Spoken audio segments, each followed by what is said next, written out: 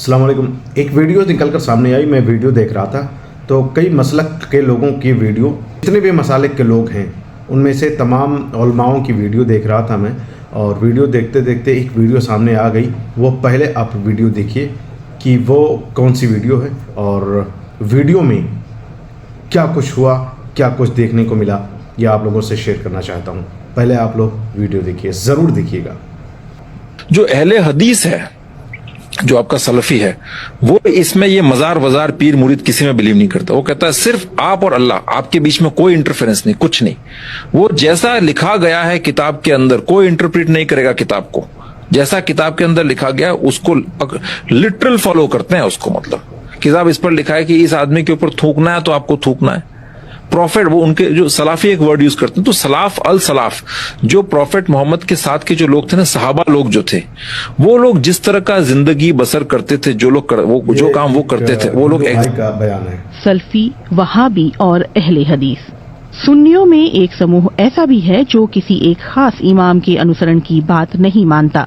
उनका कहना है कि शरीयत को समझने और उसका सही ढंग से पालन करने के लिए सीधे कुरान और हदीस यानी पैगंबर मोहम्मद के कहे हुए शब्द का अध्ययन करना चाहिए। इसी समुदाय को सल्फी और अहले हदीस और वहाबी आदि के नाम से जाना जाता है। ये संप्रदाय 4 इमामों के ज्ञान, उनके शोध अध्ययन और उनके साहित्य की कद्र करता है, लेकिन उसका कहना है कि इन इमामों में से किसी एक का अनुसरण अनिवार्य नहीं है। उनकी जो बातें कुरान और हदीस के अनुसार हैं, उस पर अमल तो सही है, लेकिन किसी भी विवादास्पद चीज में अंतिम फैसला कुरान और हदीस का मानना चाहिए। बल्कि बाज मैं आपसे कहूं कि अहले हदीस के आलिम हमारे पास आए, तकरीर करके गए, उसमें शिया ने भी तकरीर की, बाकी मसालिक ने भी की, लेकिन मदह अहले बैत में जो गहरी बातें और जो बड़ी बातें अहले हदीस के आलिम ने की, वो किसी और ने नहीं की। और मैं खुद हैरान। मौलाना साहब, अहले हदीस की तादाद हमारे शहर में बढ़ रही है, इसकी क्या वजह है?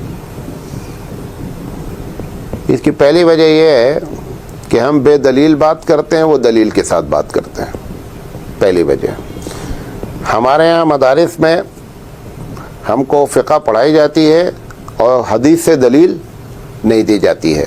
ये बुनियादी वजह है। सर, अहले हदीस जिस तरह नबी इस्लाम को मानते हैं ना, उस तरह और कोई नहीं मानता, क्योंकि आप लोगों ने तो लोगों के बनाए हुए इमाम बनाए हुए हैं। अहले हदीस ने उसको इमाम माना हुआ है जो जिसको अल्लाह ने इमाम बनाया। मा दल्ला साहिबुकुम वमा गवा। अहले हदीस की आपके बुजुर्गों से कोई दुश्मनी नहीं है। वो जो कुछ कहते हैं नबी इस्लाम की मोहब्बत में कहते हैं। आप जरा उनके करीब हो, आपको पता चलेगा कि अहले हदीस ने नबी इस्लाम को सही माना है, बाकी तो सिर्फ नाम के ही मान रहे हैं। ठीक, इस दौर में किताबों सुन्नत का और कुरान और हदीस का सच्चा मुहाफिज अगर कोई है तो आए अहले हदीसों वो तुम हो। काबे के रब की कसम, किताब और सुन्नत के सच्चे अलमबरदार अगर कोई है तो वो तुम हो। नबी अकरम की दावत के सच्चे मुहाफिज अगर कोई हो तो तुम हो। अल्लाह की किताब को, शरीयत मोहम्मद को अपनी असली शक्ल में अगर किसी ने बाकी रखा है तो अहले हदीसों वो तुम हो। सारे लोगों ने आमेज़िश मिलावट शुरू कर दी।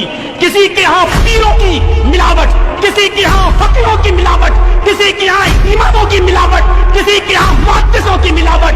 अगर फकीरों, इमामों, मुहद्दिसों, पीरों और वलियों की मिलावट से रब का दिया हुआ सच्चा इस्लाम, शरीयत मोहम्मदी का सच्चा पासदार और खालिस इस्लाम अगर किसी के पास है तो आए अहले हदीसों तुम्हारे पास है, तुम उसकी हिफाजत करो, तुम उसकी रखवाली करो।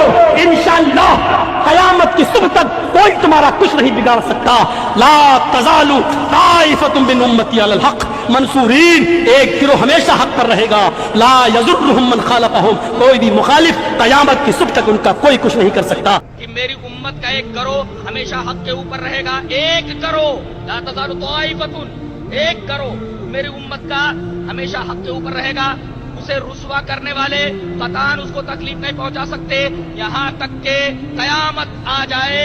हजरत मोहम्मद इब्न इस्माइल इमाम बुखारी रहमतुल्लाह अलैह अपने उस्ताद का हवाला देते हुए, अली इब्न मदीनी का हवाला देते हुए कहते हैं कि इस हदीस से मुराद हजरत अली इब्न मदीनी कहते हैं कि असहाबुल हदीस हैं, यानी अहलुल हदीस हैं।